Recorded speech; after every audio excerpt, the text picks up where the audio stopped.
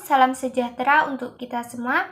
Selamat pagi, perkenalkan nama saya Qoriatul Maslika, Fakultas Ekonomi dan Bisnis Universitas PGRI Kanjuruhan Malang. Saya dari Prodi Pendidikan Ekonomi semester 3. Video ini dibuat untuk menyelesaikan salah satu tugas dengan mata kuliah Ekonomi Pembangunan dengan dosen pembimbing yaitu Bapak Naim MPD. Saya dari kelompok 3, saya menyelesaikan tugas dengan judul struktur ekonomi. Oke, lanjut pada pembahasan yang pertama, yakni apa sih yang dimaksud dengan struktur ekonomi? Jadi begini, struktur ekonomi dapat diartikan sebagai komposisi atau peranan masing-masing sektor dalam perekonomian baik menurut lapangan usaha maupun pembagian sektoral ke dalam sektor primer, sekunder, dan juga tersier. Struktur ekonomi berbeda dengan struktur perekonomian. Jika struktur perekonomian adalah susunan elemen-elemen yang ada dalam suatu negara yang berfungsi untuk mengatur rumah tangga suatu negara yang di dalamnya terdiri dari ada sistem perekonomian, ada rumah tangga, ada perusahaan, pemerintah, dan juga pasar input dan pasar output.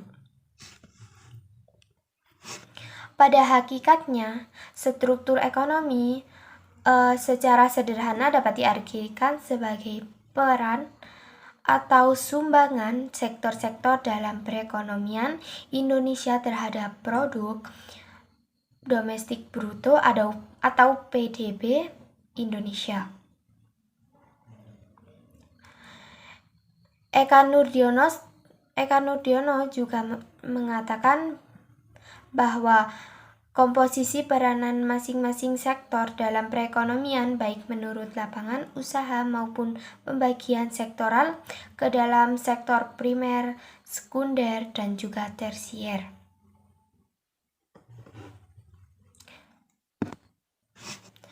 Saya akan menjelaskan sedikit tentang apa saja sih yang ada dalam sektor primer, sektor sekunder, dan juga sektor tersier. Sektor primer terdiri dari sektor pertanian, peternakan, kehutanan, dan juga perikanan, pertambangan, dan penggalian. Sedangkan sektor sekunder terdiri dari industri pengolahan, listrik, gas, dan air, dan juga bangunan. Sedangkan sektor tersier terdiri dari perdagangan, hotel, restoran, pengangkutan, dan komunikasi keuangan, sewa, dan jasa perusahaan.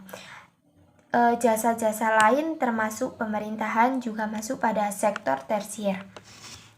Jadi ketiga itu termasuk pada sektor-sektor dalam perekonomian di Indonesia juga masuk pada struktur ekonomi. Oke, lanjut pada pembahasan yang kedua, yakni sektor. Di sini saya akan menjelaskan lebih pada sektor pertanian.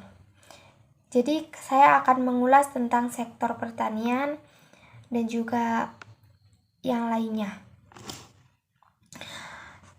Menurut Hayami dan juga Rutot 1971, perubahan struktur sektor pertanian yaitu perubahan pola komposisi produksi, urutan produksi, dan perubahan sumber daya yang digunakan dalam proses pertumbuhan ekonomi pangsa sektor pertanian, baik dalam PDB maupun dalam kesempatan kerja menurun sejalan dengan peningkatan pendapatan per kapita. Di sini proses pertumbuhan PDB, pertumbuhan sektor pertanian dapat meningkat secara bersamaan dan juga bahkan bisa mendahului pertumbuhan pada PDB. Sektor industri juga mempunyai keterkandungan yang erat dengan sektor pertanian. Jadi, jika pada sektor industri itu naik, sektor pertanian pun akan juga naik. Tetapi jika sektor industri tidak menghasilkan bahan makanan, maka pertanian pun juga akan menurun.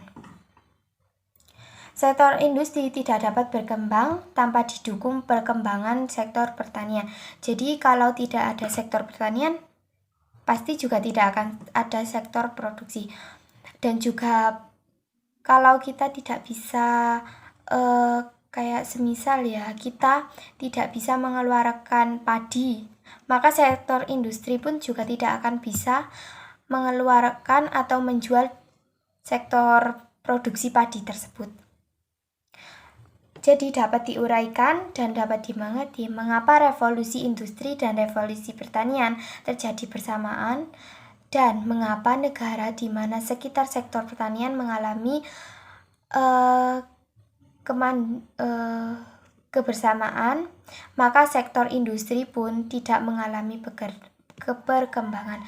Jadi jika sektor pertanian itu menurun, maka sektor industri pun juga akan menurun. Adanya keserasian dari antara pertumbuhan sektor industri dengan pertanian. Itu menunjukkan faktor yang mempengaruhi pertumbuhan sektor pertanian mempunyai keterkaitan dengan kebijakan ekonomi secara keseluruhan. Dari struktur ekonomi tersebut, mobilitas tenaga kerja pertanian. Perbedaan antara keadaan negara-negara berkembang pada masa kini dengan masa negara maju pada waktu mereka baru mulai mengalami pembangunan bersumber dari masalah penduduk yang dihadapi. Adanya sifat perkembangan penduduk dan masalah pengangguran di negara Indonesia seringkali membuat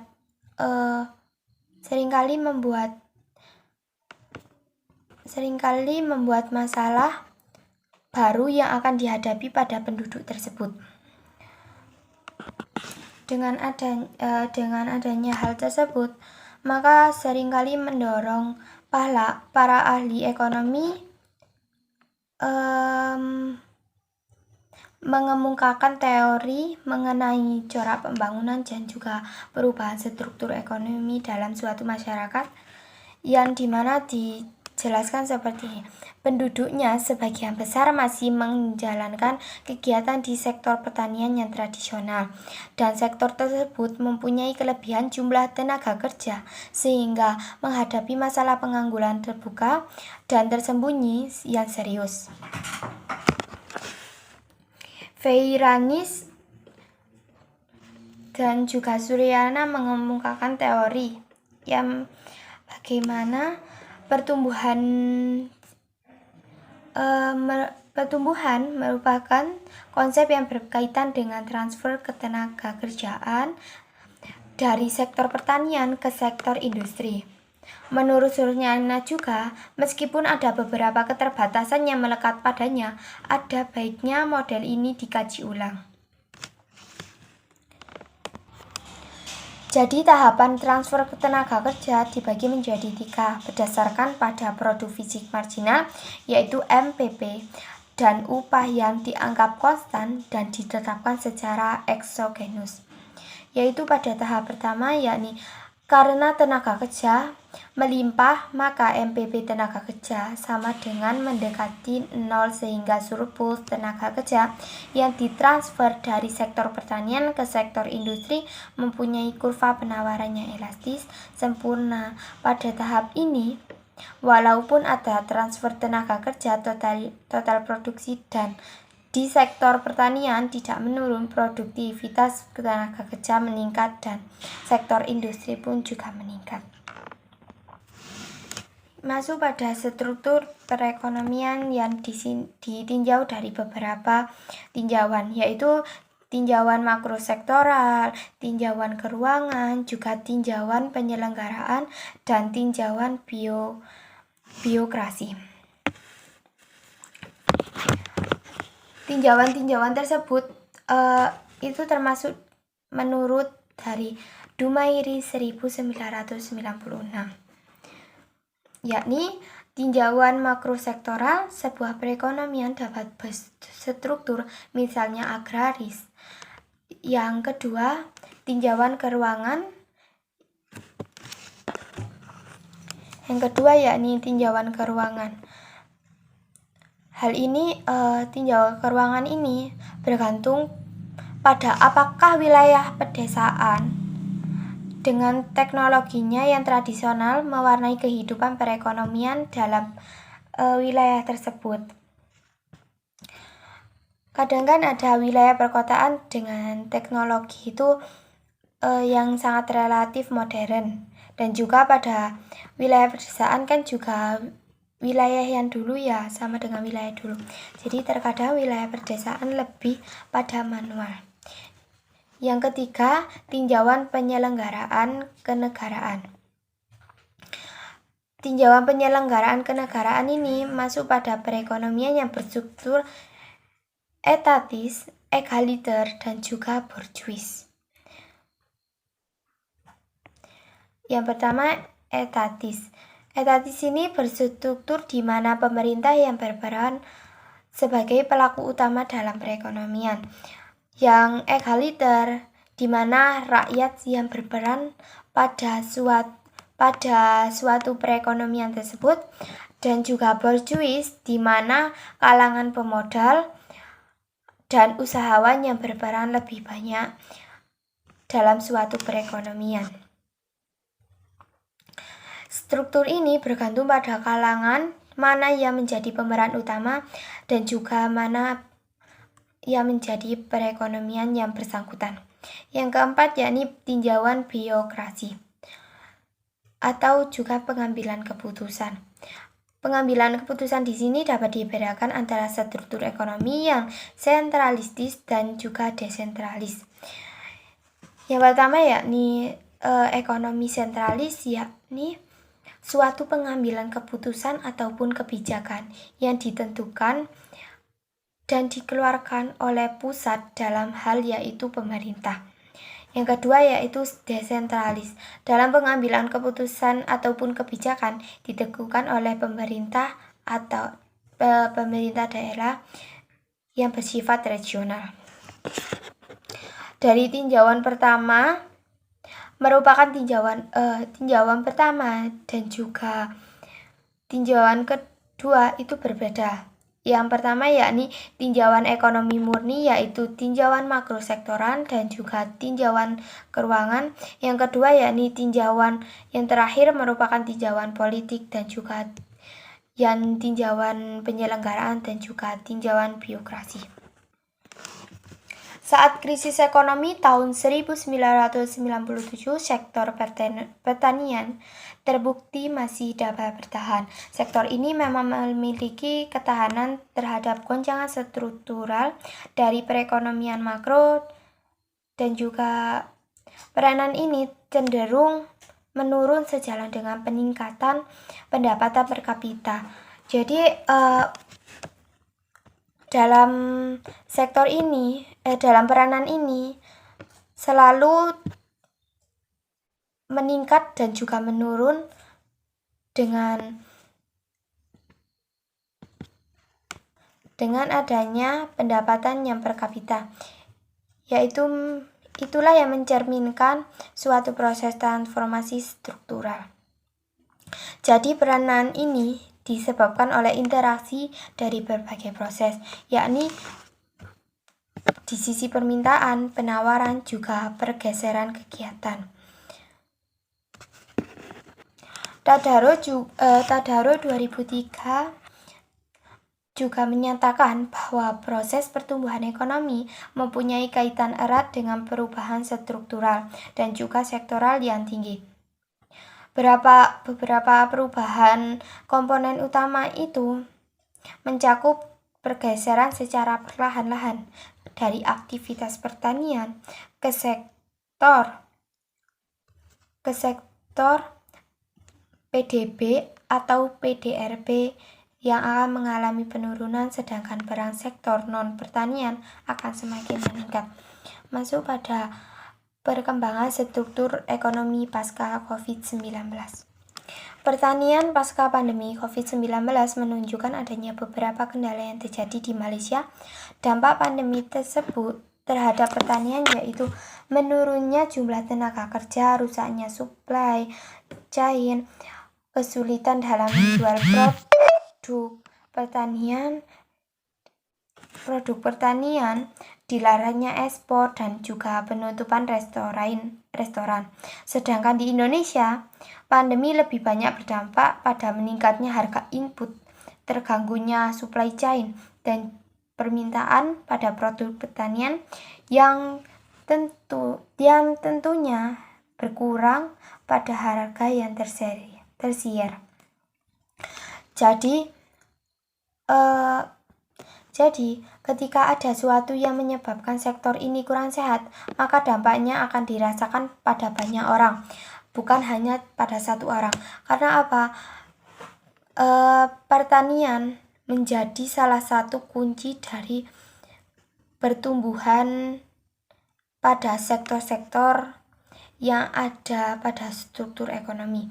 Jika sektor pertanian tersebut menurun, maka sektor industri juga menurun.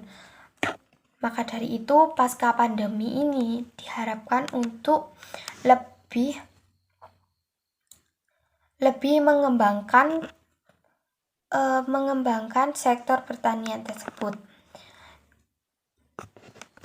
Ada pula beberapa strategi dan usaha yang diterapkan untuk membantu sektor pertanian di Asia Negara maupun di Indonesia, di negara-negara yang terdampak COVID-19.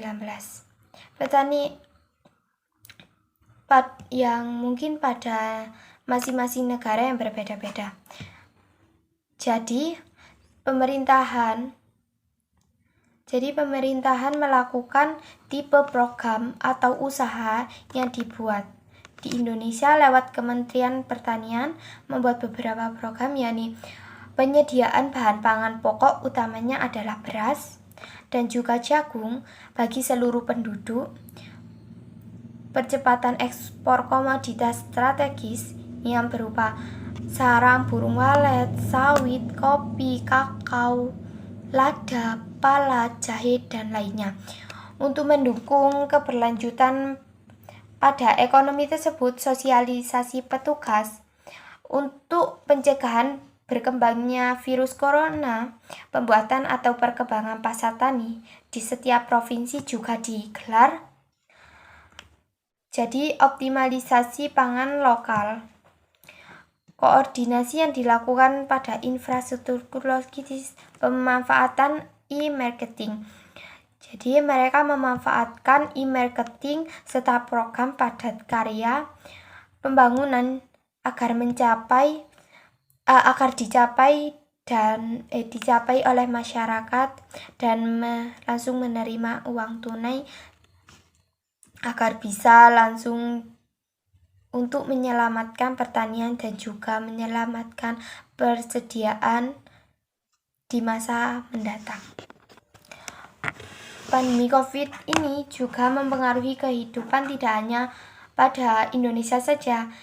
Jadi pandemi COVID ini mempengaruhi semua sektor pertanian yang terdampak pada COVID ini.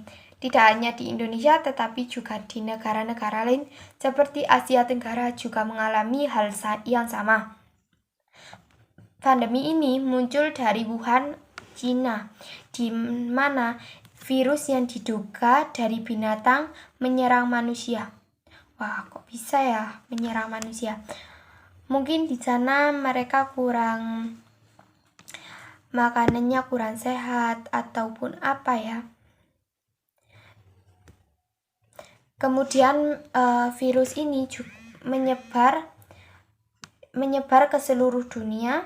Dari awalnya krisis kesehatan, penyebaran virus ini juga menjadi virus krisis ekonomi. Jadi bagaimana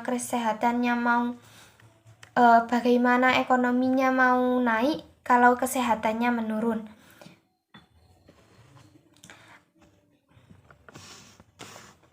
Adapun kelompok negara berkembang mengalami proses transisi ekonomi yang pesat dengan pola dan proses yang berbeda-beda sebagai akibat dari perbedaan antar negara, yakni kondisi dan struktur awal ekonomi dalam negeri atau basis ekonomi. Yang kedua yakni besarnya pasar dalam negeri. Yang ketiga yakni pola distribusi pendapatan. Yang keempat karakteristik dari industrialisasi. Yang kelima yakni keberadaan sumber daya alam. Yang keenam kebijakan perdagangan luar negeri. Saya akan menjelaskan sedikit tentang kondisi dan struktur awal ekonomi dalam negeri basis ekonomi. Dalam suatu negara, awal pembangunan ekonomi dan juga industrialisasinya sudah memiliki industri sasa seperti mesin, besi, dan juga baja yang relatif kuat untuk mengalami proses industrialisasi yang lebih cepat dan juga pesat. Yang kedua yakni besarnya pasar dalam negeri. Besarnya domestik yang ditentukan oleh kombinasi antar jumlah populasi dan tingkat pendapatan real per kapita, yakni jumlah penduduk lebih dari 200 juta orang. Itu yang menjadikan asumsi bahwa faktor-faktor penentu lainnya mendukung juga dalam faktor produksi tersebut. Yang ketiga yakni